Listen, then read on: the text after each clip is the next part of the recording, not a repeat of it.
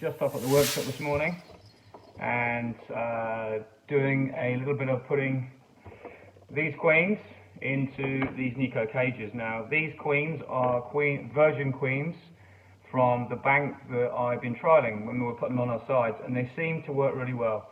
The only thing I'm noticing after 3 or 4 days is they do start to propolis up and wax up the inside of the Nico cage. But looking at it now, there's still good access there, and the 2 nurse bees with this 1 virgin queen are still well alive. So overall, I'm very pleased. The results are initially looking really good. The other thing I did see, I saw Jason Bragg on his vlog he was doing. He's saying that what he finds is, interestingly, some queens bank better in different banks. So what he's getting at basically is some banks accept queens above and exclude it better, and some don't. I had some I put in when I first trialled this year, and about 4 of them died within the first 24, 48 hours. Now whether that was the queens that were just not good, I don't know, or whether it was the bees that were more aggressive to the queens in the cages and stressed them out more, I don't know either. But this seems to confirm that my queens have nothing wrong with them, and basically I've got them in there well fed, and they've been continually fed by the nurse bees around that finisher. Because I put these in top of my 5/5, and it keeps them alive well. And it means that if I make a lot of queens and I have some spare that hatch out and I don't need them because my nukes aren't ready, I can delay the introduction. And then in that case, it doesn't affect the virgin. She's held over a little bit, but when she is released, she's out, she's off, and she's mated really quickly, which is a win-win for everything. So the accepting colony has a chance to become more queenless for longer,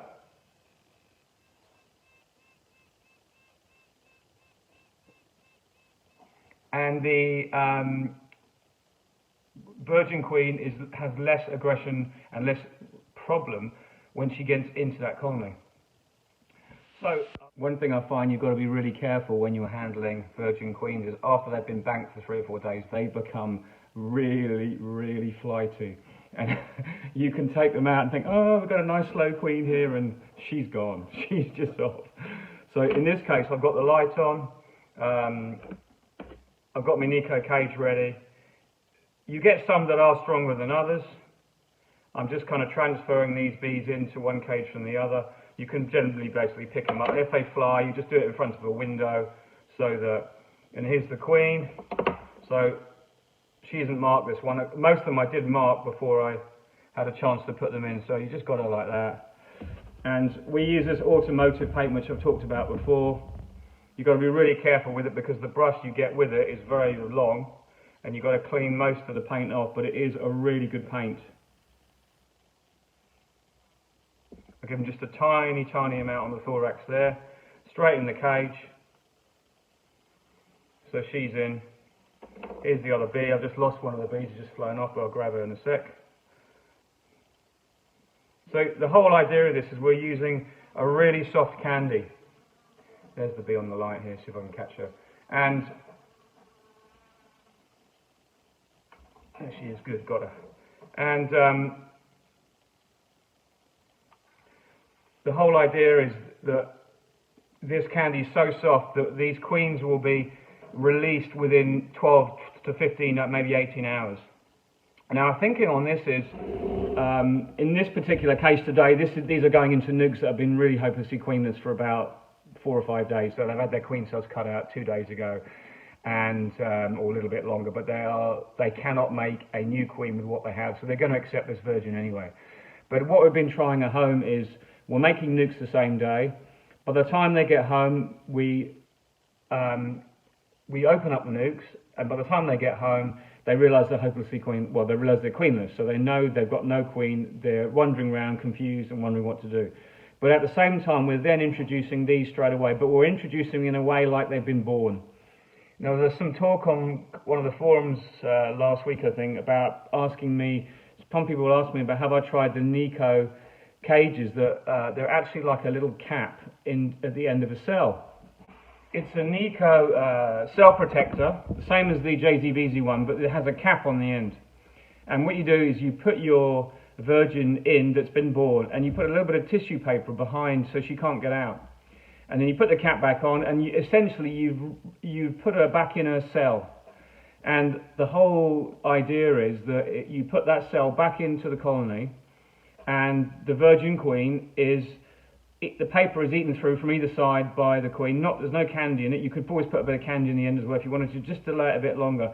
But the whole emphasis is on early release of a virgin that has no scent and is in a non-laying condition, exactly like a queen would be that is not mated.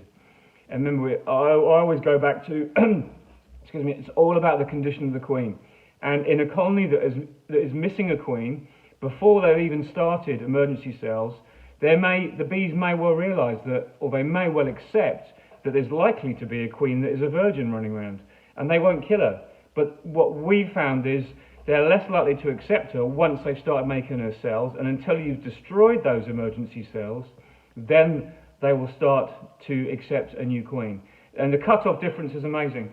We've also found this year that we've introduced virgins that were killed anyway, whenever you give them, and that was right in the period of our pollen dearth. And it seems that this year, because we had such a strong spring, and there was a huge colony by about middle to end of March before the flow started in our spring flow, the bees were running big colonies. And suddenly, after the flow finished, these colonies were huge, bigger than normal, and there was just no pollen around. So we had a pollen dearth. They were using up the pollen as fast as they could bring it in through the door. And then because of that pollen dearth, which lasted longer because our chestnut and bramble started later this year, we had maybe 5-6 weeks of the gap. Now that is a huge amount of time for a colony to be able to find enough protein to sustain that egg lay and to sustain that turnover of larvae. And that is what we think caused the rejection of a lot of queens mid-season. If I'd been able to predict that, like hindsight is a wonderful thing, I would have given them all a pollen sub. Not a huge amount, but maybe a half-pound patty just pushed in the middle of those frames, and it would give them something to chew on. So, food for thought for all of that. These are going out in a minute to a friend who wanted some extra virgins. That's no problem at all. They're all done. They're all marked. They're in these. These will be in, and they'll be out within probably by this afternoon. So that's great, you know. So a little thing to think about there. I'm really pleased with the way these banking queens are working. It gives me a little bit more flexibility. I know it's all very well for people to say, oh, if you're organised and you don't need to bank queens, and why even use an incubator? If you look at the whole picture for me, being, running what I do, having to still do some other work, having this flexibility of being able to bank queens, being able to hold them in an incubator, and being able to do a little bit of jiggery-pokery with queens, but not affect their growth in any way. It gives you more flexibility and it gives you more time to be able to do that. So overall, it's a good little thing to be able to do, and we're really, really pleased, to be honest. The only thing is, you need a lot of work to keep these cages clean. So there you go. There's good and bad, but overall, it gives us a little bit more flexibility. Anyway, something to think about. Enjoy your Sunday. I am. Good beekeeping group, that. Have a good day. Best tea ever.